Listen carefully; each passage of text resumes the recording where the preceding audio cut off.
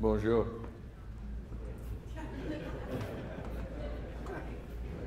Now I'm out of French.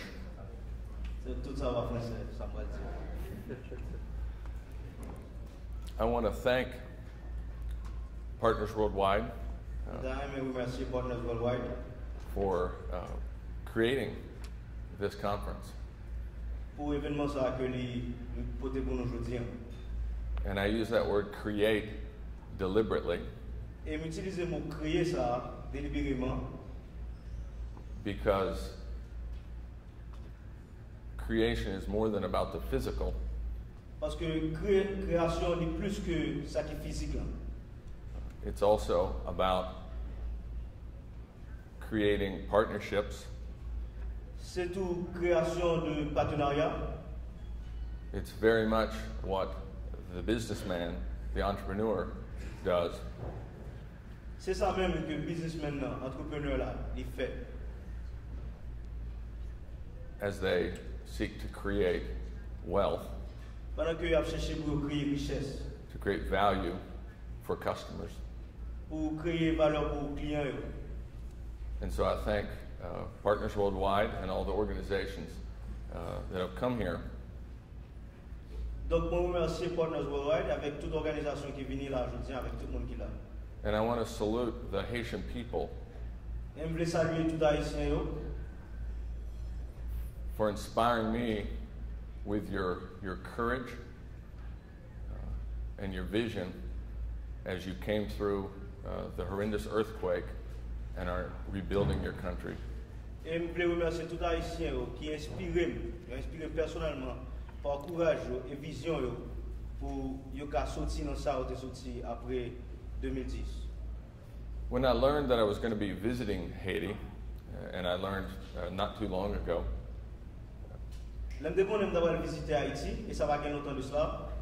I told my wife, and she immediately went to the U.S. State Department website to find out anything she needed to know about me traveling to Haiti. Immédiatement, ça, il allait sur le site internet du département des États américains pour lui voir qui danger qui gagne en Haïti, qui ça l'a supposé connaître. She was very quickly terrified. Il était choqué, il était saisi. Because if you've had the pleasure of reading the U.S. State Department travel warnings about Haiti, si vous prenez le temps pour regarder sur le site U.S. Department warning que vous avez sur Haïti de voyage, you know that Haiti is a terrifying place.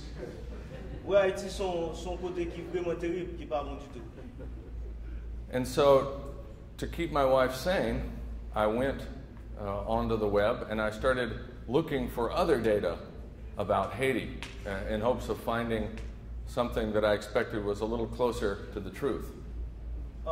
Et pour me capable de réassurer madame moi aller faire des séries de recherches sur internet là pour moi qui ça qui est bon de Haïti que me capable de dire toute vraie vérité. And very quickly, I found statistics, for instance, that show that Haiti has one of the lowest murder rates in the Caribbean, and lower, mind you, than, I went and did the comparisons, lower than Grand Rapids, Michigan.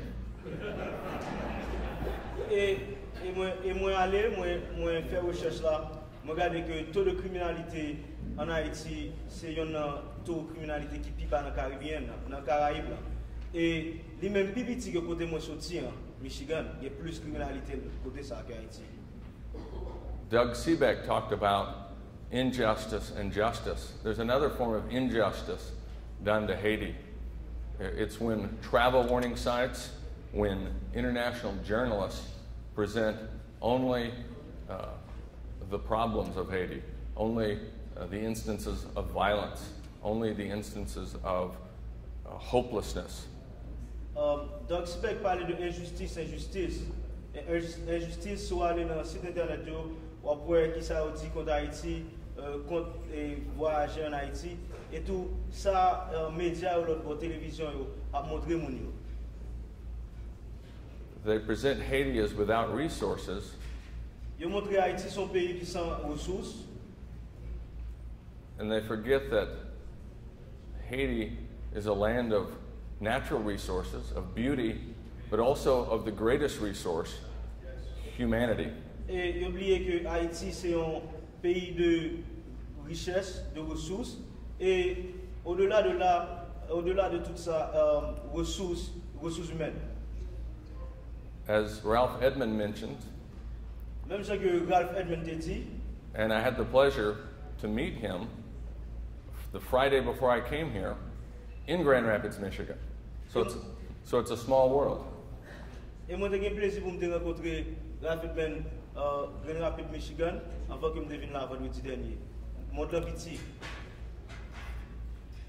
And as I began to study Haiti a little more, and as I had been studying it, I knew that this picture of Haiti, this false picture of Haiti, did not take account of the courage of the Haitians. It did not take account of the entrepreneurs like Ralph Edmond and like Ingersoll and like many of the others that Doug Seebeck mentioned. Et pendant que moi j'ai étudié à Haïti, moi que tout ça dit sur Haïti, pas de jamais prendre en considération courage peuple haïtien et entrepreneurs qui en Haïti, business qui en Haïti, tant que Ingersoll, tant que Ralph Edmond. And the Poverty Cure Initiative, with it has right now over 140 organizations that are partners in that initiative, is about reminding people about the human potential in the developing world. It's about enterprise solutions to poverty.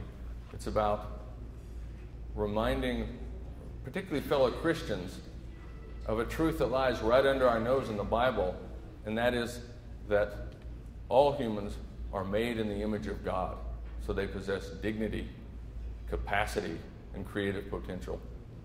Et l'initiative Poverty Cure là, c'est une initiative pour permettre tout le monde de rappeler que il y a une solution entrepreneuriale pour toute bagarre ça, pour tout problème de pauvreté dans le monde, et que tout le monde fait dans l'image de Dieu, il y a une capacité, il y a courage. Poverty Cure is also about reminding Christians Poverty Cure c'est tout aller dans l'objectif pour rappeler tout chrétien that Christianity, that the Bible has the power to encourage human flourishing. que la Bible bail mon pouvoir pour encourager le développement humain. That we have more to teach secular development people than they have to teach us. Que nous avons plus pour nous offrir l'autre monde que nous avons pour offrir nous, pour nous montrer, apprendre.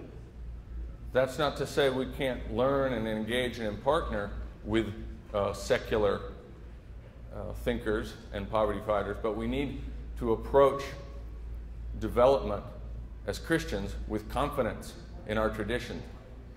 Et nous-mêmes en tant que chrétiens, nous avons pour devoir pour nous approcher mon pauvre dans un objectif chrétien pour nous apprendre. Poverty Cure now has on its Facebook page over 110,000 likes. Poverty Cure qu'on y a là sur site internet, sur site Facebook, il y a 110 000 personnes qui aiment ça faire. I'd like to believe that those were all there because they like me. Dans envie quoi que tout le monde qui aime ça, c'est moi-même qui aime, mais c'est l'initiative là que aime. But I know that they like Poverty Cure because they're attracted by the vision and the partners and the voices of Poverty Cure. Et c'est pas moi qui aime, mais ils sont attirés par vision Poverty Cure et partners et puis ça vision qui a dégagé, ça voulait faire. A few of those partners worldwide.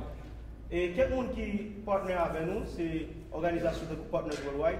Voices like Doug Seebeck, Voix Doug Seebeck, Rudy Carrasco, ou bien Witt Carrasco, the executive director of Harvard's Center for Economic Development, Marcela Escobari, directeur Harvard dans le développement économique, Marcela Escobari, Peruvian economist Hernando de Soto, un économiste péruvien, Hernando de Soto, President Paul Kagame, ou bien le président Paul Kagame, African Catholic Archbishop Charles Gabriel Palmer Buckle, Ou bien takou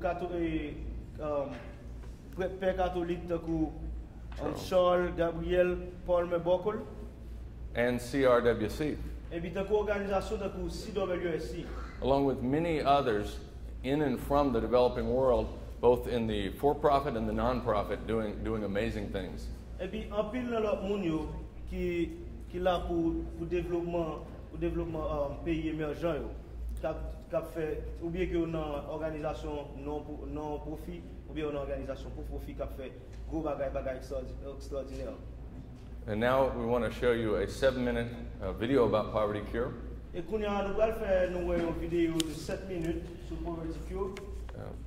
I apologize for it not having subtitles. We would love to have a partner to help us with that. But I think you can get a feel for it just from the visuals. Moi, excusez-moi du fait que il parle en français, que pas rien qui écrit en parlant créole. And afterwards, I'll briefly tell you where to go to learn more about Poverty Cure. Et après ça, je vais dire nous qui côté pour nous aller pour nous apprendre plus d'initiatives Poverty Cure là. Merci. Merci.